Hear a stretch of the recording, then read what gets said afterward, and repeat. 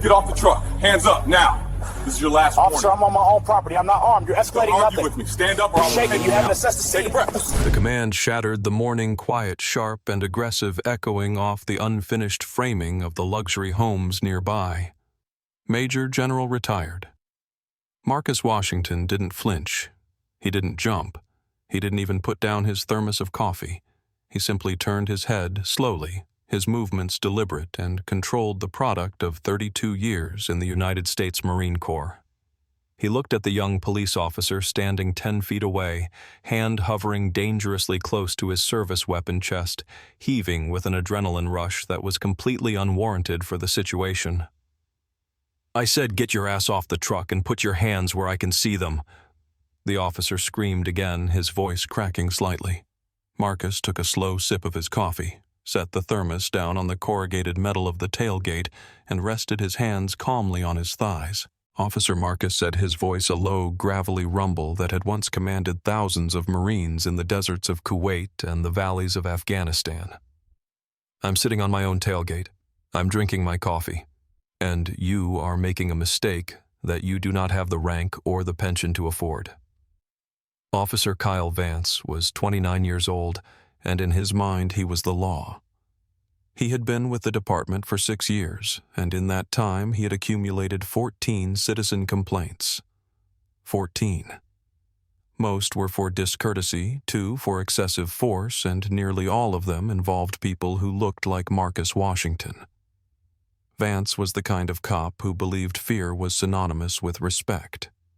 He believed that compliance was the only currency that mattered on the street, and he had zero tolerance for anyone who didn't immediately submit to his authority.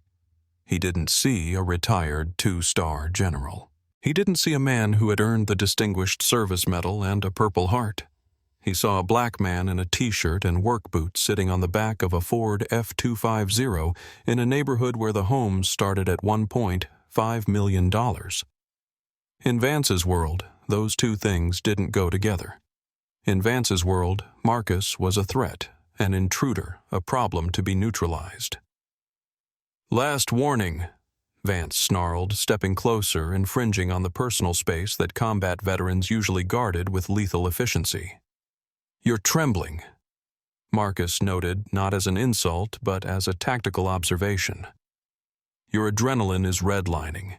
You have no cover, you haven't assessed the situation, and you're escalating a non-event. Take a breath, son, before you do something you can't undo." Calling Kyle Vance son was the spark that lit the fuse. Vance didn't want advice. He wanted submission. He had arrived at the scene with a narrative already written in his head, a loitering suspect potentially casing construction sites for copper wire or tools refusing to leave. He wasn't there to investigate. He was there to enforce. And Marcus Washington, with his calm demeanor and refusal to look at the ground, was shattering Vance's fragile ego with every passing second. This confrontation wasn't just about a trespassing call anymore. It was a contest of wills. On one side, a man whose authority came from a badge and a gun. On the other, a man whose authority was forged in fire and blood.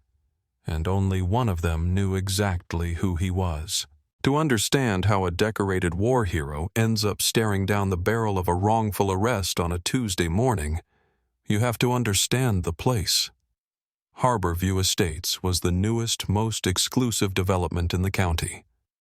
It was a sprawling labyrinth of cul-de-sacs, manicured lawns, and half-built mansions that smelled of fresh pine and ambition.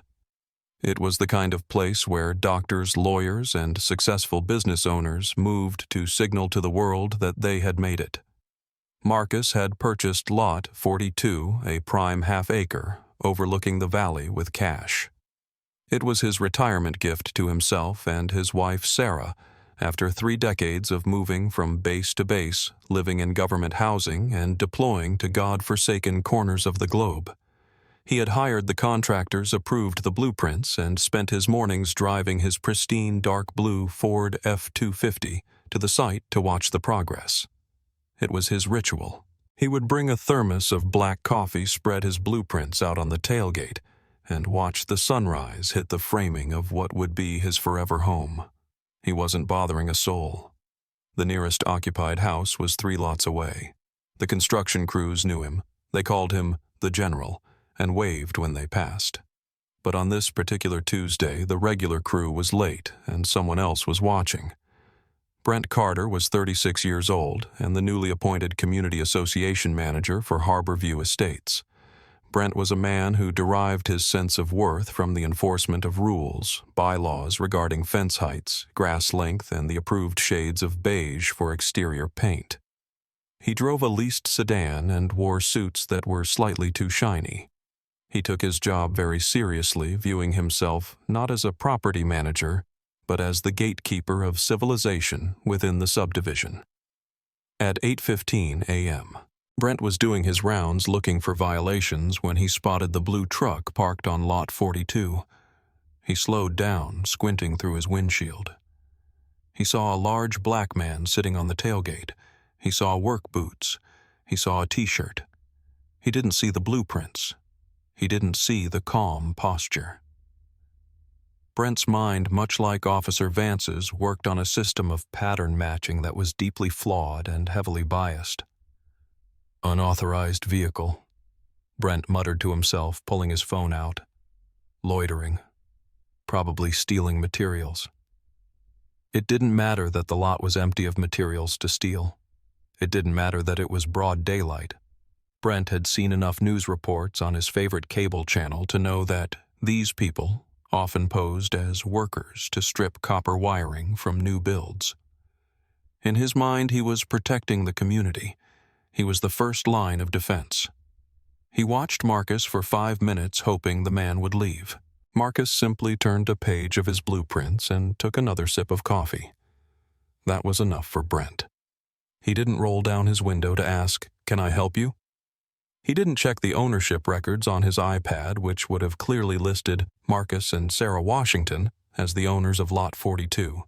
Instead, he dialed 911. He felt a surge of righteous power as the operator answered. He was doing his duty. He was cleaning up the neighborhood. 911. What is your emergency? Yes, this is Brent Carter.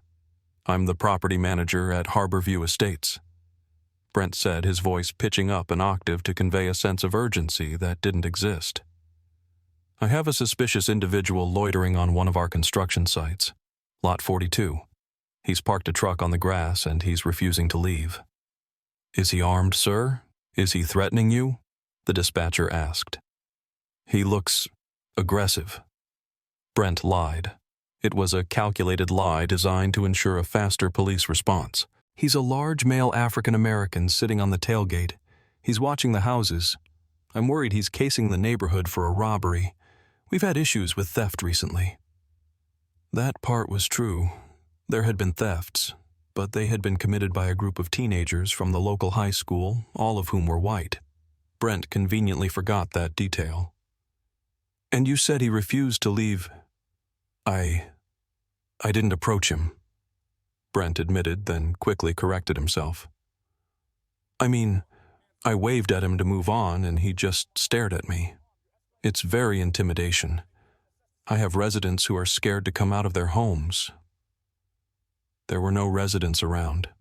The street was empty. But Brent knew the keywords. Aggressive, refusing to leave, scared residents. These were the magic words that turned a check and advise call into a priority response.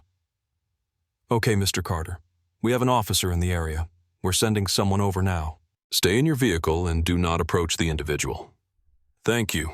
Please hurry, Brent said, hanging up. He sat back in his seat, feeling a smug satisfaction. He parked his sedan down the street far enough to be safe, but close enough to watch the show. He wanted to see the justice he had summoned. He wanted to see the intruder removed. Officer Kyle Vance was 3 miles away when the call came across his computer terminal. Suspicious person, refusing to leave. Possible burglary suspect casing homes. Vance felt a familiar twitch of excitement. These were the calls he lived for. Traffic stops were boring. Domestic disputes were messy. But a suspicious person call, that was a hunt. That was a chance to catch a bad guy before the crime happened. He flipped his lights on, but not his siren. He wanted to surprise the guy. He wanted to catch him in the act. He sped through the suburban streets, his mind already categorizing the suspect as guilty. Black male in a high-end neighborhood, sitting on a truck, refusing to move. In Vance's 8 years of life experience since the police academy, he had decided that he could spot a criminal from a mile away. He prided himself on his instincts. But instincts based on prejudice aren't instincts. They are hallucinations. And as Vance turned the corner onto Willow Creek Drive and saw the blue Ford F-250, he didn't see a man inspecting his foundation. He saw a target. He saw a challenge. He slammed on the accelerator, closing the distance in seconds. Marcus heard the cruiser before he saw it. The aggressive whine of the engine accelerating in a residential zone was unmistakable. He didn't look up immediately. He was examining a discrepancy in the load-bearing wall schematic on page 4 of his blueprints. He marked the spot with a red pen, then capped it. The police cruiser screeched to a halt at a 45-degree angle directly in front of Marcus's truck, blocking him in. It was a tactical power move, aggressive and unnecessary. Marcus sighed. Here we go, he thought. He had given the talk to his son 20 years ago. He knew the statistics. He knew the reality of being a black man in America, regardless of the stars on his collar or the flag on his shoulder. Officer Vance burst out of the car. He didn't walk, he stormed. His hand was already resting on the grip of his holstered firearm, the retention strap unsnapped. "Get off the truck now." That brought them to the present moment. The standoff. The framing of the house cast long shadows across the dirt lot. The morning birds had stopped singing, silenced by the shouting. "I asked you a question," Marcus said calmly, remaining seated. "Am I being detained, officer, or am I free to finish my coffee?" "You are trespassing on private property," Vance yelled, closing the distance to 5 feet. "And you are failing to comply with a lawful order. Stand up and turn around." "Private property." Marcus repeated, a dry chuckle escaping his lips. "You are absolutely right. This is private property, my property. I bought this lot 6 months ago. The deed is recorded with the county clerk." Vance stopped for a split second, his brain processing the information, but his bias rejected it instantly. Liar. Criminals lied. That was rule number 1. This guy in the dirty work boots owning a $500,000 lot, impossible. He was stalling. He was making up a story to cover his tracks. "I don't care what you claim." Vance spat, his face flushing red. "You don't live here. We have a report of you loitering and intimidating residents. Now let me see some ID. Now. If you would like to see my identification," Marcus said, his voice dropping to a tone of icy command, "I will reach into my back right pocket. I am telling you this so you do not mistake my movement for aggression. I am going to move slowly." "Just do it," Vance barked, twitching. Marcus moved his hand slowly toward his back pocket. It was a movement he had done 1,000 times. But to Officer Vance, whose training was a mix of warrior cop mentality and fear-based conditioning, the movement looked like a threat. He didn't wait. He didn't let Marcus produce the wallet that contained his retired military ID and his driver's license with the correct address. Vance lunged. The physical contact was immediate and violent. Vance grabbed Marcus by the left arm and yanked. He expected the older man to be easy to handle, to crumble under the force of a younger, stronger officer. But Marcus Washington was solid granite. He didn't stumble. He slid off the tailgate landing on his feet with the grace of a man who had trained in hand-to-hand combat when Vance was still in diapers. "Turn around. Stop resisting," Vance screamed, playing to the imaginary audience, trying to justify the force he was using. "I am not resisting," Marcus stated loudly and clearly.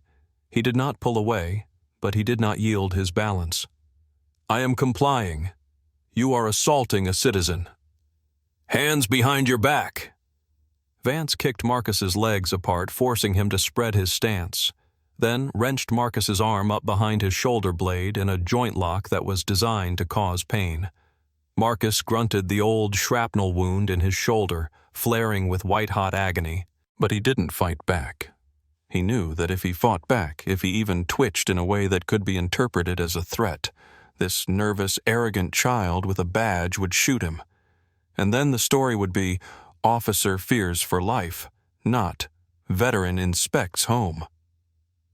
So Marcus took the pain.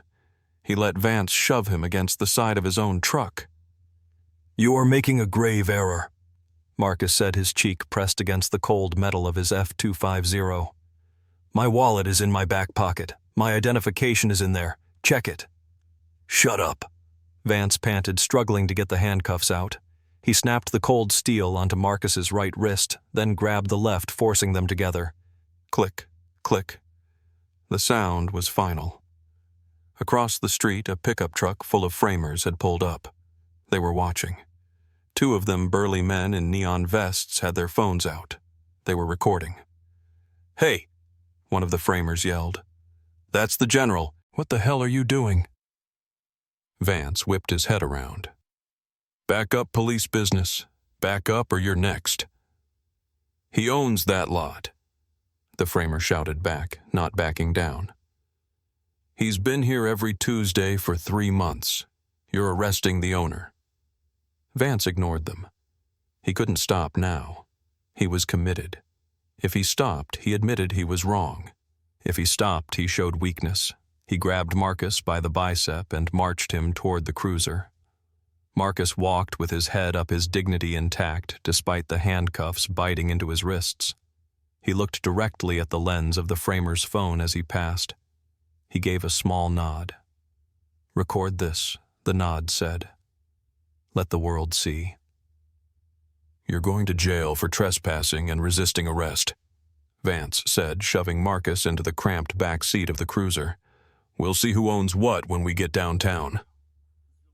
Marcus shifted his legs, trying to find a position that didn't scream in agony. "Indeed we will, Officer Vance," Marcus said, reading the nameplate on the uniform. "Indeed we will." The ride to the precinct was 12 minutes of silence. Vance drove with the aggressive, jerky motions of a man trying to convince himself he was in control. He radioed ahead. "1 male in custody. Trespassing. Resisting. Non-compliant."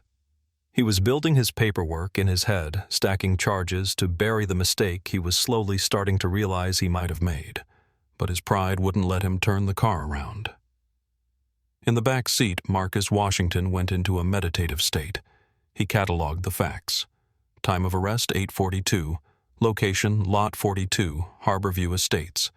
Officer K. Vance, badge number 492. Force used excessive joint manipulation, tight restraints. Probable cause, none. He was building a dossier. They arrived at the precinct. Vance pulled into the sally port, the garage door rattling shut behind them. He hauled Marcus out of the car. Marcus's t-shirt was wrinkled. His arms ached, but his eyes were clear. Vance paraded him through the back intake door, past the holding cells, and into the processing area. "What do we have?"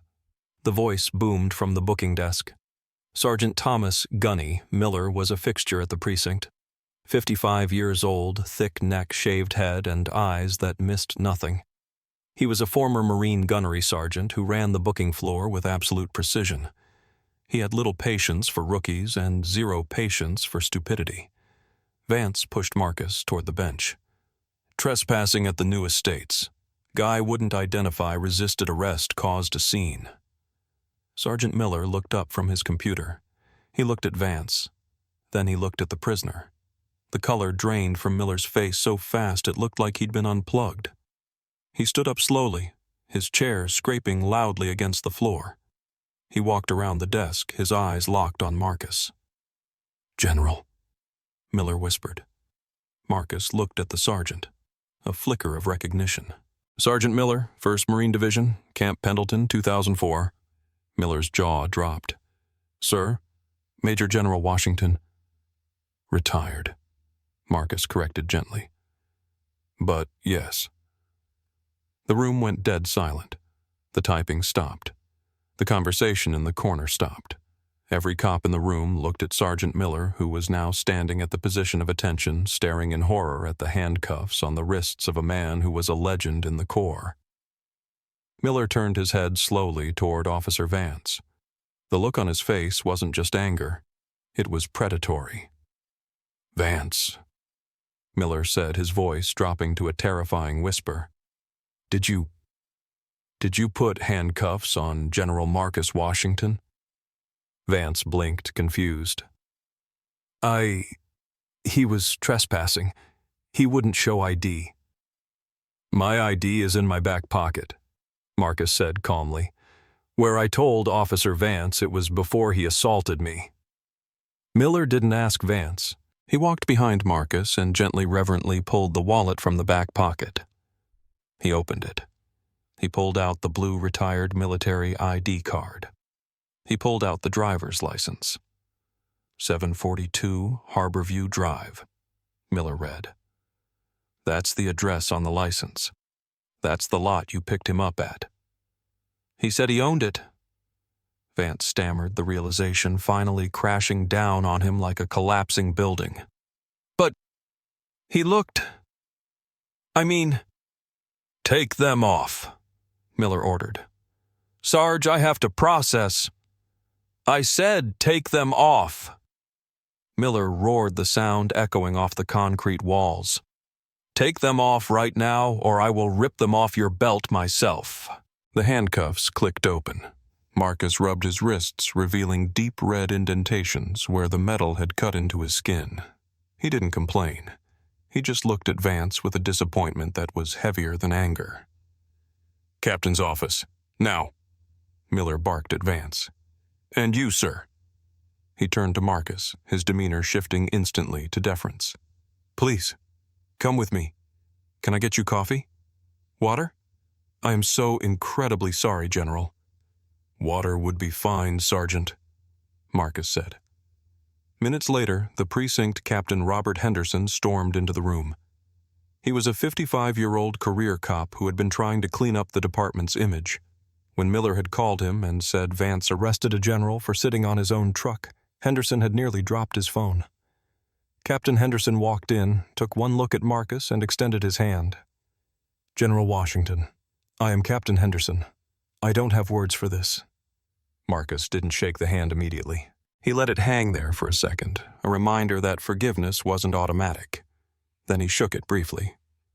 "Captain, your officer has a discipline problem and a bias problem." Vance was standing in the corner looking small. The arrogance was gone, replaced by the terrified realization that he had just destroyed his own life. "I want the body camera footage pulled immediately," Marcus said, taking charge of the room naturally. "I want the 911 call log, and I want to know why a property manager thought a man drinking coffee on his own land was a threat." "We are already pulling everything, sir," Henderson said. He turned to Vance. "Badge and gun, on the desk." "Captain, I was following procedure." Vance tried, his voice trembling. "He resisted." "I watched the video from the secure upload, Vance." Henderson cut him off, his voice cold. "I saw him tell you where his ID was. I saw you escalate. I saw you yank a 62-year-old man off a tailgate when he was sitting still. You didn't follow procedure. You followed your prejudice." Vance's hands shook as he unholstered his weapon and placed it on the desk. He unpinned his badge. The metal clattered on the wood, a sound that signaled the end of his career. "You are suspended pending an internal investigation," Henderson said. "Get out of my station." As Vance walked out, stripped of his authority, he passed Marcus. Marcus didn't gloat. He didn't smile. He just watched him go. "He's young," Marcus said to the captain. "But he's dangerous. He saw a skin color, not a citizen. If I had been a 19-year-old kid with no rank, I'd be in a cell right now, wouldn't I?" The captain didn't answer. He couldn't, because they both knew the answer was yes. The fallout was swift, brutal, and public. The video from the construction workers hit the internet 3 hours later. It showed everything: the calm general, the screaming officer, the violent arrest. It went viral before dinner. The headline, "Cop Arrests Marine General for Loitering at His Own Home," dominated the news cycle for a week. Brent Carter, the property manager, was identified quickly. The recorded 911 call was released, revealing his lies about Marcus being aggressive. The Homeowners Association fired him the next day to save face, issuing a statement condemning racial profiling. Brent tried to claim he was just doing his job, but the internet was unforgiving. His career in property management was over. Officer Kyle Vance was not just fired, he was decertified. The internal affairs investigation, fueled by the pressure of the national spotlight and the undeniable video evidence, found that he had violated the department's civil rights policy use of force policy and code of conduct. He would never wear a badge again. The city, desperate to avoid a federal lawsuit they knew they would lose, settled with Major General Marcus Washington for $6 million. Marcus didn't keep the money. He started a foundation dedicated to providing legal defense for veterans and minorities who had been victims of police misconduct. 6 months later, the house on Lot 42 was finished. It was beautiful. A sprawling deck overlooked the valley. Marcus sat on that deck, a cup of coffee in his hand, watching the sun dip below the horizon. The neighborhood was quiet, but the victory felt hollow. Marcus looked at his wrists. The marks were gone, but the memory wasn't. He thought about the men he had served with, black, white, Hispanic, Asian, who had died wearing the uniform. They had fought for freedom abroad, believing they were protecting a country where liberty and justice were more than just words on a page. He took a sip of coffee. He was a general. He was a hero. He was wealthy. And yet, on a Tuesday morning in his own driveway, none of that had mattered. He had been reduced to a suspect because of the bias of one man with a badge. It makes you wonder, doesn't it? If a 2-star general can be dragged away in handcuffs for drinking coffee, what happens to the young man who works at the grocery store?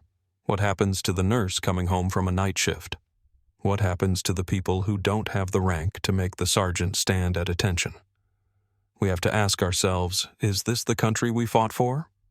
And if it's not, what are we going to do to fix it? Because next time there might not be a camera. Next time there might not be a witness. And next time the man on the tailgate might not make it home at all. What would you have done if you witnessed this arrest? Do you think the punishment for Officer Vance was enough? Let us know in the comments below, and please subscribe to help us tell more stories that matter. Together we can shine a light on the truth.